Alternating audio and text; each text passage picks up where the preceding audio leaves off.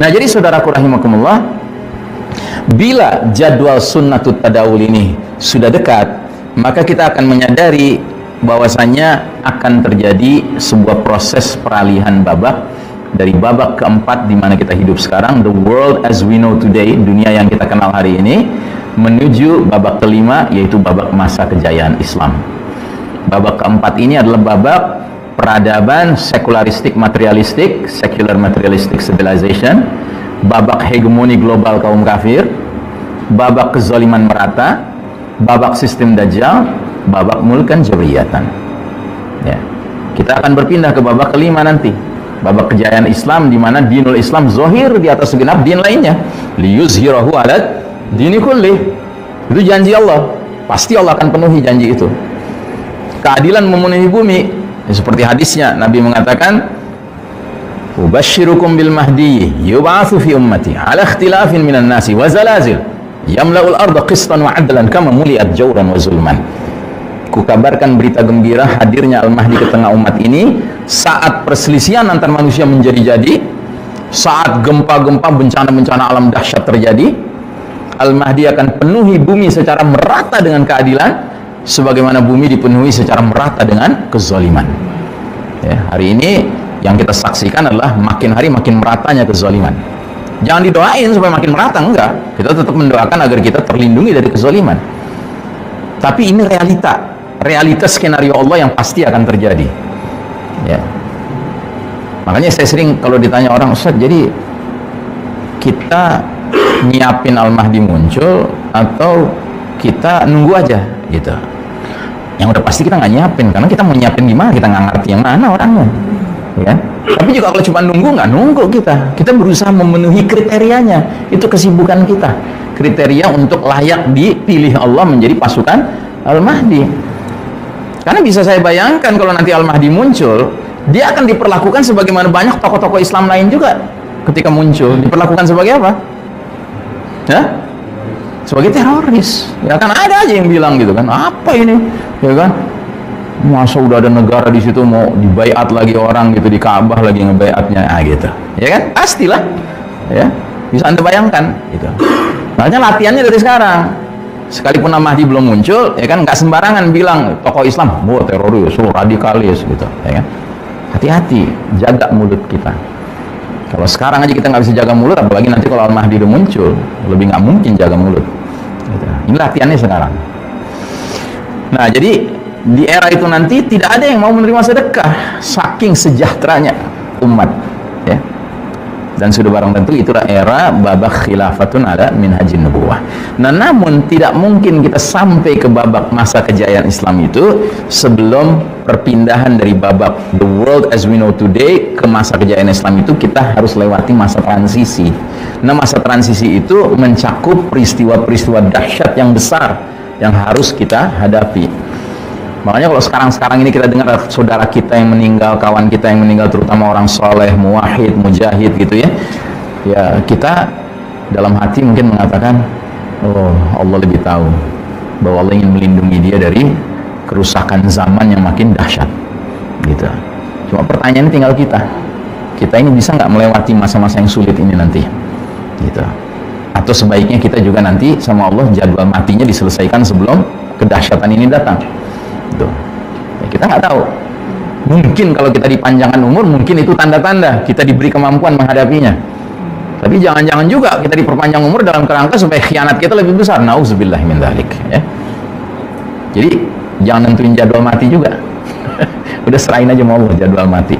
Ya. Tapi yang pasti semua kita harus istiqomah.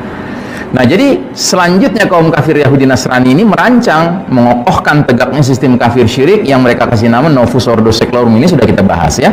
Novus Ordo Seclorum adanya di kertas ini, uang $1 Amerika Serikat, yang kalau kita teropong ya maknanya adalah New World Order. Novus New Order Seclorum, Secular World, New World Order, tatanan dunia baru. Sebuah tatanan di mana semua penduduk planet bumi ini dimasukin dalam satu kotak piramida tunggal, mengerucut kepada pimpinan yang simbolnya mata sebelah. Makanya kita menyebutnya sistem Dajjal. Ya, jadi sistem kafir syirik yang mendominasi dunia hari ini lebih pantas disebut sistem Dajjal.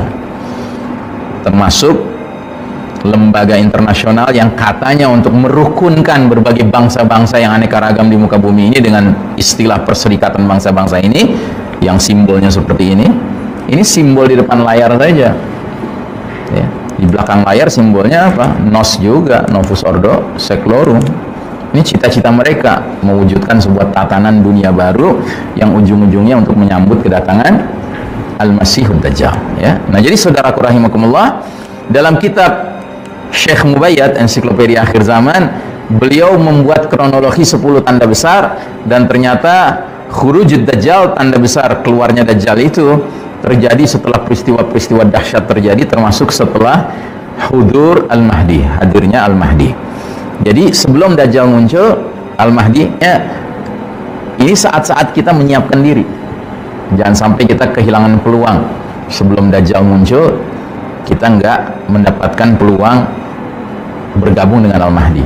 Padahal perintah Nabi sangat jelas, fa idza ra'aitumuhu fabayi'uhu walau habban ala thalji fa innahu khalifatullah Al-Mahdi. Bila kalian sudah melihat tanda-tanda indikasi-indikasi kemunculan Al-Mahdi, berbaiatlah dengannya sekalipun harus merangkak-rangkak di atas salju, karena sesungguhnya dialah khalifatullah Al-Mahdi gitu.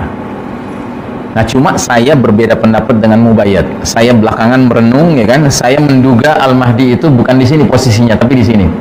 Sebelum tanda-tanda besar ini, bukan di sini. Kalau di sini, akibatnya apa? Al-Mahdi muncul setelah hantaman keras meteor besar yang mengakibatkan salah satunya teknologi canggih habis.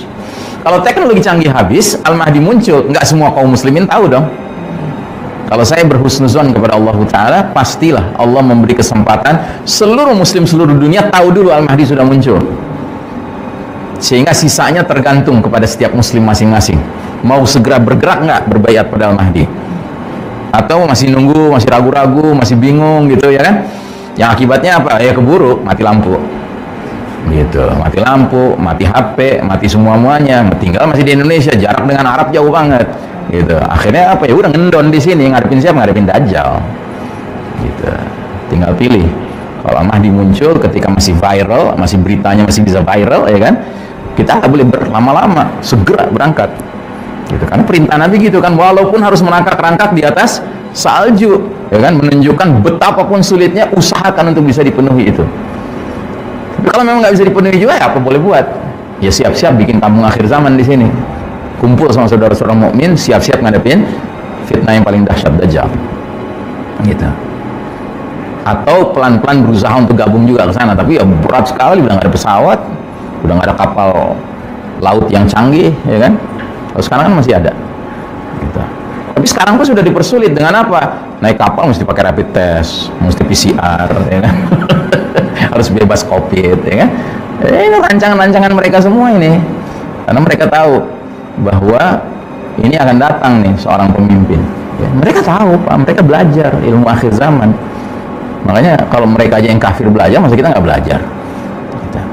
Nah, jadi saudaraku rahimakumullah, si Dajjal ini muncul ketika dunia ini ya pelan tapi pasti sudah mulai berarah mengarah kepada keadilan makin merata.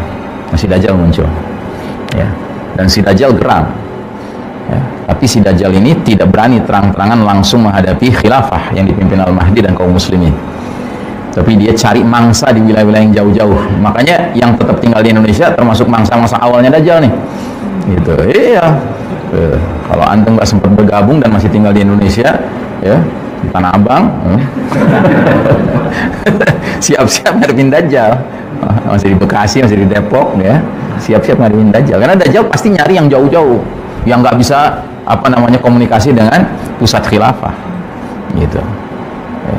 Karena lemah kan, yang jauh kan lemah gitu. Makanya setidak-tidaknya kita harus segera berkumpul dengan saudara-saudara mukmin kita yang lain, sekalipun kita lemah, sekalipun kita jauh dari pusat khilafah, dengan cara bikin KAZ ya, kampung akhir zaman ya. Saling melindungi satu sama lain, saling berbagi makanan tersisa yang ada, minuman yang tersisa yang ada, ya kan, dan seterusnya.